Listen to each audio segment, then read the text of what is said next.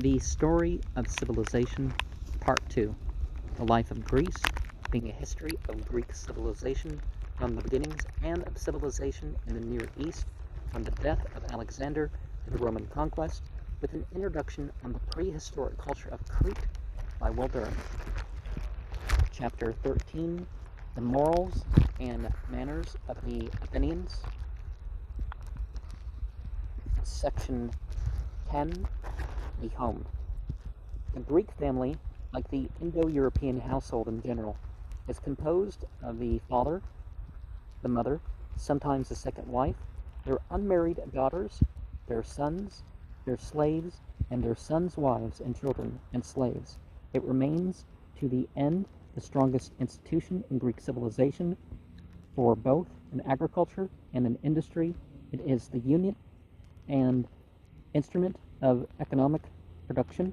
The power of the father in Attica is extensive, but much narrower than in Rome. He can expose the newborn child, sell the labor of his minor sons and unwedded daughters, give his daughters in marriage, and under certain conditions, appoint another husband for his widow. But he cannot, in Athenian law, sell the persons of his children, and each son, on marrying, escapes from parental authority, sets up his own home, and becomes an independent member of the gene. Gena? Oh, I forget exactly what the context is. Is it the tribe or something like that? Or the group within the tribe? Kind of like in India, you got the Varna and Ashram and that sort of stuff. So which one is it? The Greek house is unpretentious. The exterior is seldom more than a stout plain wall with a narrow doorway, dumb witnesses to the insecurity of Greek life. The material is sometimes stucco, usually sun-baked brick. In the city, the houses are crowded together in narrow streets. Often they rise to 2 stories. Occasionally they are tenements housing several families, but nearly every citizen owns an individual home. Dwellings in Athens are small till Alcibiades sets a fashion of magnificence. There is a democratic taboo, reinforced by aristocratic precaution against display, and the Athenian, living for the most part in the open air, does not endow the home with the significance and affection that it receives in colder zones. A rich house may have a colonnaded porch facing the street, but this is highly exceptional. Windows are a luxury and are confined to the upper story. They have no panes, but may be closed with shutters, are screened with lattices against the sun. The entrance door is ordinarily made of double leaves, turning upon vertical pivots, running into the threshold, and the lintel on the door of many well-to-do houses is a metal knocker, often in the form of a ring and a lion's mouth. The entrance hallway, except in the poorer dwellings, leads to an owl or uncovered court, commonly paved with stones. Around the court may run a columned portico. In the center may be an altar or cistern, or both, perhaps also adorned with columns, and paved with a mosaic floor. Light and air come to the house chiefly through this court, for upon it open nearly all the rooms. To pass from one room to another, it is usually necessary to enter the portico or the court. In the shade and privacy of the court and the portico, much of the family's life is lived, and much of its work is done. Gardens are rare in the city and are confined to small areas in the court or behind the house. Country gardens are more spacious and numerous, but the scarcity of rain in the summer and the cost of irrigation make gardens a luxury in Attica. The average Greek has no Rousseauan sensitivity to nature. His mountains are still too troublesome to be beautiful, though his poets, despite its dangers, intone many paeans to the sea. He is not sentimental about nature, so much as animistically imaginative. He peoples the woods and streams of his country with gods and sprites. Maybe he's aware of spiritual beings there, because there are spiritual beings all over the place, and it doesn't conflict with the material reality of things, and thinks of nature not as a landscape, but as a Valhalla. Names the mountains and rivers from the so-called gods that inhabit them. Instead of painting nature directly, he draws or carves symbolic images of the entities that in his poetic theology give it life. Not till Alexander's armies bring back Persian ways and gold will the Greek build himself a pleasure garden or paradise. Nevertheless, flowers are loved in Greece as much as anywhere, and gardens and florists supply them all the year round. Flower girls peddle roses, violets, hyacinths, narcissi, irises, myrtles, lilacs, crocuses, and anemones from house to house. Women wear flowers in their hair, dandies wear them behind the ear, and on festal occasions both sexes may come forth with flower garlands, lie-like, around the neck. The interior of the house is simple. Among the poor, the floors are of hardened earth. As income rises, the spaces may be covered with plaster or paved with flat stones or with small stones set in cement, as in the Near East, immemorially, and all this may be covered with reed mats or rugs. The brick walls are plastered and whitewashed.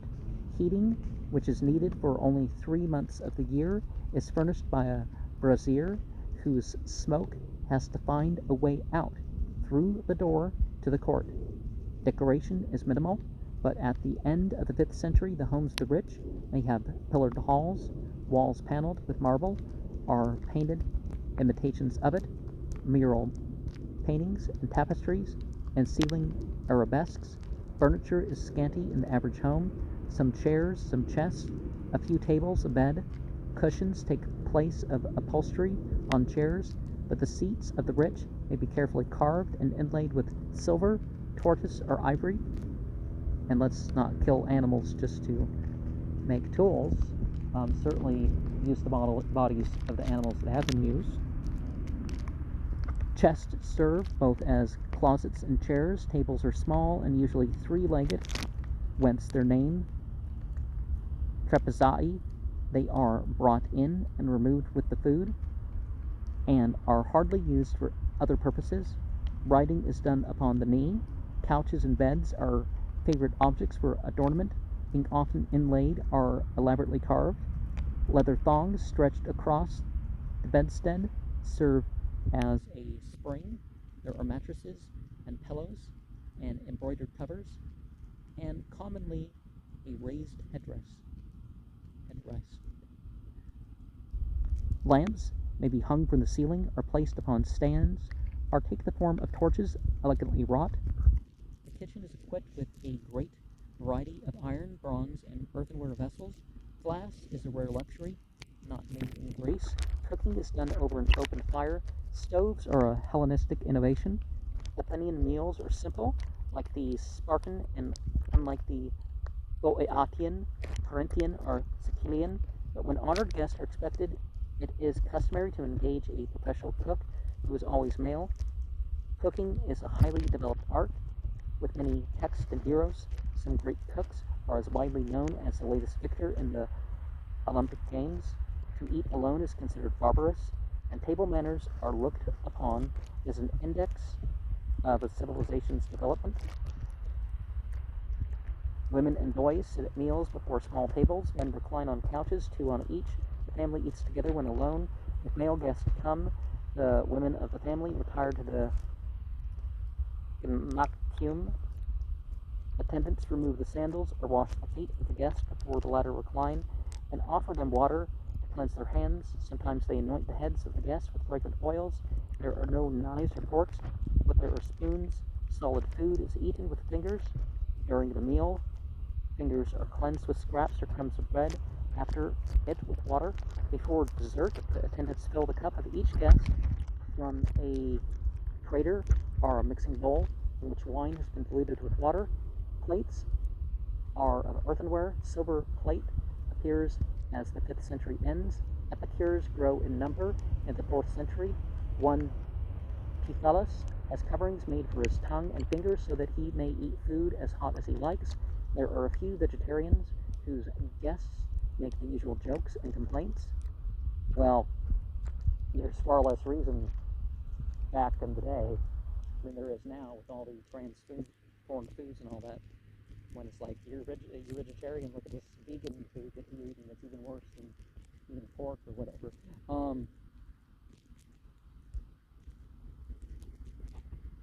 One diner flees from a vegetarian feast for fear that he will be offered hay for dessert. Drinking is as important as eating. After the Deichnon, or dinner, comes the symposium, or drinking together. At Sparta, as well as in Athens, there are drinking clubs whose members become so attached to one another that such organizations become potent political instruments.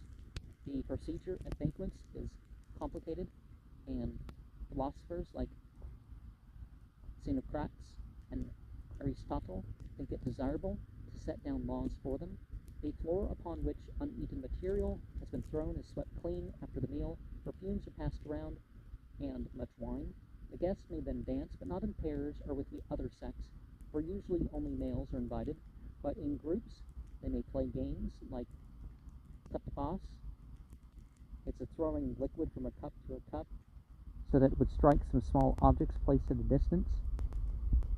Or they may match poems, witticisms, or riddles, or watch professional performers like the female acrobat in Xenophon's Symposium, who tosses 12 hoops at once and then dances somersaults through a hoop, set all around with upright swords. Flute girls may appear, play, sing, dance, and love as arranged for. Of course, we see now that love is a euphemism, right? In most of its reference here is a Greek thing. Educated Athenians prefer now and then a symposium of conversation conducted in an orderly manner by a symposiarch chosen by a throw of the dice to act as chairman. The guests take care not to break up the talk into small groups, which usually means small talk. They keep the conversation general and listen as courteously as their vivacity will permit. To each man in turn, so eloquent a discourse as that which Plata offers us is doubtless the product of his brilliant imagination, or probably Athens has known dialogues as lively as his, perhaps profounder, and in any case, it is Athenian society that suggests and provides the background. In that exciting atmosphere of three wits, the Athenian mind is formed. And this mushroom, its different sizes, reminds me of one of those mushrooms in the Alice in Wonderland story. Now, a lot of those mushrooms people get high on don't poison you outright, but kind of poison you slow. Or some of them really do get a person high, but you don't notice how deadly it is till afterwards. You can use it a few times, and then by that time, it kills you. More than that, you can recover. There's a particular yellow mushroom that is the case of. Other ones will slowly give you liver damage, and so over time, it will take your life. So yeah, don't do mushrooms unless you know what you're doing.